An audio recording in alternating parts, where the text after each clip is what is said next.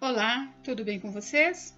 Hoje, dia 327 da nossa leitura da palavra em ordem cronológica, nós leremos os capítulos 15 ao 16 do livro de Atos. Vamos à leitura?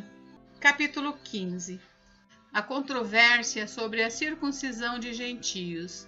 Alguns indivíduos que foram da Judéia para Antioquia ensinavam aos irmãos: se vocês não forem circuncidados, segundo o costume de Moisés, não podem ser salvos. Tendo surgido um conflito e grande discussão de Paulo e Barnabé com eles, foi resolvido que esses dois e mais alguns fossem a Jerusalém aos apóstolos e presbíteros para tratar desta questão. Encaminhados, pois, pela igreja, atravessaram as províncias da Fenícia e Samaria, e narrando a conversão dos gentios, causaram grande alegria a todos os irmãos. Quando chegaram a Jerusalém, foram bem recebidos pela igreja, pelos apóstolos e pelos presbíteros, a quem relataram tudo o que Deus havia feito com eles. Mas alguns membros do partido dos fariseus que haviam crido se insurgiram, dizendo: é necessário circuncidá-los e ordenar-lhes que observem a lei de Moisés. A reunião dos apóstolos e presbíteros em Jerusalém. Então os apóstolos e os presbíteros se reuniram para examinar a questão. Havendo grande debate, Pedro tomou a palavra e disse: irmãos, vocês sabem que desde há muito Deus me escolheu entre vocês para que da minha boca os gentios ouvissem a palavra do Evangelho e crescem. E Deus, que conhece os corações, lhes deu testemunho, concedendo o Espírito Santo a eles, como também o havia concedido a nós. E não estabeleceu distinção alguma entre nós e eles, purificando-lhes o coração por meio da fé. Agora, pois, por que vocês querem tentar a Deus, pondo sobre o pescoço dos discípulos um jugo que nem os nossos pais puderam suportar, nem nós? Mas cremos que somos salvos pela graça do Senhor Jesus, assim como eles. O parecer de Tiago. E toda a multidão silenciou, passando a ouvir Barnabé e Paulo, que contavam quantos sinais e prodígios Deus tinha feito por meio deles entre os gentios. Depois que eles terminaram, Tiago tomou a palavra e disse: irmãos, ouçam o que tenho a dizer. Simão acaba de relatar como, primeiramente, Deus visitou os gentios, a fim de constituir entre eles um povo para o seu nome.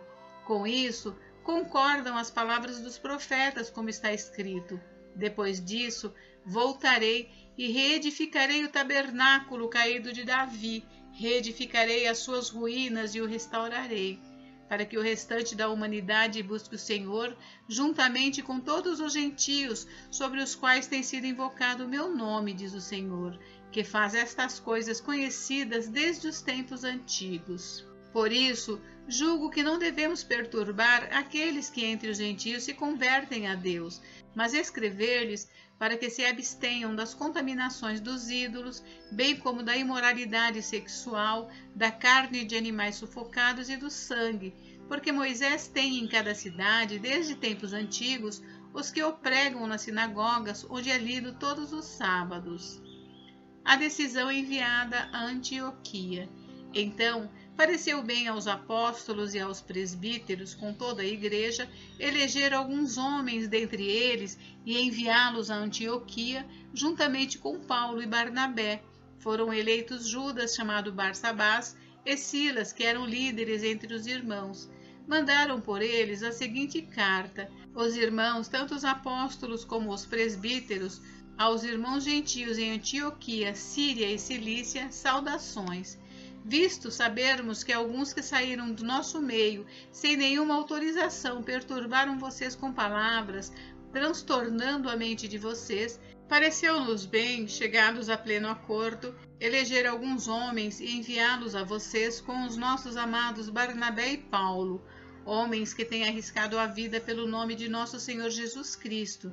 Portanto, estamos enviando Judas e Silas, os quais pessoalmente lhes dirão as mesmas coisas, pois pareceu bem ao Espírito Santo e a nós não impor a vocês maior encargo além dessas coisas essenciais, que vocês se abstenham das coisas sacrificadas a ídolos, bem como do sangue, da carne de animais sufocados e da imoralidade sexual. Se evitarem essas coisas, farão bem, passem bem. A leitura da mensagem. Os que foram enviados partiram para Antioquia e, tendo reunido a comunidade, entregaram a carta. Quando a leram, ficaram muito alegres pelo consolo recebido. Judas e Silas, que eram também profetas, consolaram os irmãos com muitos conselhos e os fortaleceram. Tendo-se demorado ali por algum tempo, os irmãos deixaram que voltassem em paz aos que os enviaram. Mas pareceu bem a Silas permanecer ali. Paulo e Barnabé demoraram-se em Antioquia, ensinando e pregando, com muitos outros, a palavra do Senhor. A segunda viagem missionária. Paulo e Barnabé se separam. Alguns dias depois, Paulo disse a Barnabé: "Vamos voltar e visitar os irmãos em todas as cidades nas quais anunciamos a palavra do Senhor para ver como estão." Barnabé queria levar também João, chamado Marcos, mas Paulo não achava justo levar aquele que tinha se afastado deles desde a Panfilha, não os acompanhando no trabalho. Houve tal desavença entre eles que vieram a separar-se. Então Barnabé, levando consigo Marcos, navegou para Chipre, mas Paulo, tendo escolhido Silas, partiu encomendado pelos irmãos à graça do Senhor, e passou pela Síria e Cilícia, fortalecendo as igrejas. Capítulo 16. Paulo leva Timóteo consigo. Paulo chegou também a Derbe e a Listra. Havia ali um discípulo chamado Timóteo, filho de uma judia crente, mas de pai grego. Os irmãos em Listra e Icônio davam bom testemunho dele. Paulo queria que Timóteo fosse em sua companhia, e por isso circuncidou-o por causa dos judeus daqueles lugares, pois todos sabiam que o pai dele era grego. Ao passar pelas cidades, entregavam aos irmãos as decisões tomadas pelos apóstolos e presbíteros de Jerusalém para que as observassem. Assim, as igrejas eram fortalecidas na fé e dia a dia aumentavam em número. A visão em Troade. E percorreram a região frígio-gálata, tendo sido impedidos pelo Espírito Santo de pregar a palavra na província da Ásia. Chegando perto de Mísia, tentaram ir para a Bitínia, mas o Espírito de Jesus não o permitiu. E tendo contornado Mísia, foram para Troade. À noite, Paulo teve uma visão, na qual um homem da Macedônia estava em pé e lhe rogava, dizendo: "Passe a Macedônia e ajude-nos." Assim que Paulo teve a visão, imediatamente procuramos partir para aquele destino, concluindo que Deus nos havia chamado para lhes anunciar o Evangelho. Paulo em Filipos, a conversão de Lídia. Tendo, pois, navegado de Troade, fomos diretamente para Samotrácia e no dia seguinte a Neápolis. Dali fomos a Filipos, cidade da Macedônia, primeira do distrito e colônia romana. Nesta cidade permanecemos alguns dias. No sábado, saímos da cidade para a beira do rio, onde nos pareceu haver um lugar de oração, e assentando-nos falamos às mulheres que haviam se reunido ali. Certa mulher chamada Lídia, da cidade de Tiatira, vendedora de púrpura, temente a Deus, nos escutava. O Senhor lhe abriu o coração para que estivesse atenta ao que Paulo dizia.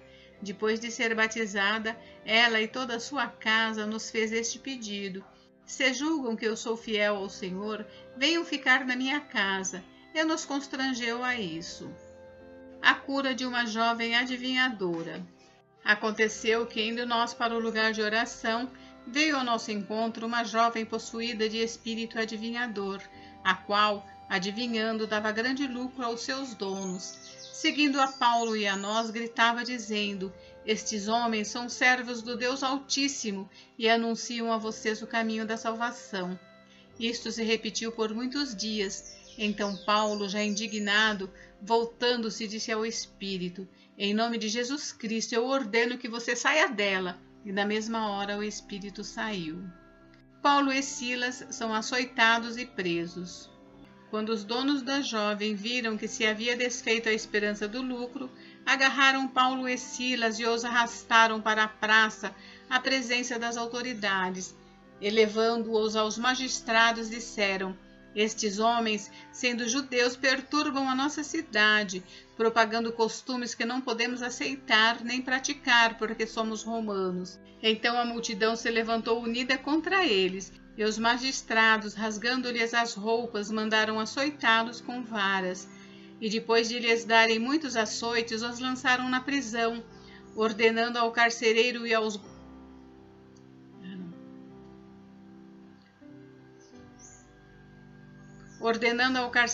que os guardasse com toda a segurança. Este, recebendo tal ordem, levou-os para o cárcere interior e prendeu os pés deles no tronco. Por volta da meia-noite, Paulo e Silas oravam e cantavam louvores a Deus, e os demais companheiros de prisão escutavam.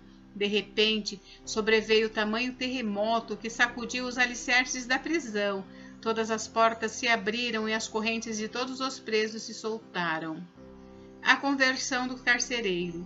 O carcereiro despertou do sono e, vendo abertas as portas da prisão, puxando da espada, ia suicidar-se, pois pensou que os presos tinham fugido. Mas Paulo gritou bem alto: "Não faça nenhum mal a si mesmo, estamos todos aqui." Então o carcereiro, tendo pedido uma luz, entrou correndo e trêmulo, prostrou-se diante de Paulo e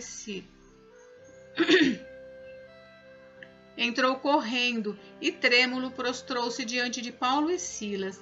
Depois, trazendo-os para fora, disse: "Senhores, que devo fazer para que seja salvo?" Eles responderam: "Creia no Senhor Jesus e você será salvo, você e toda a sua casa."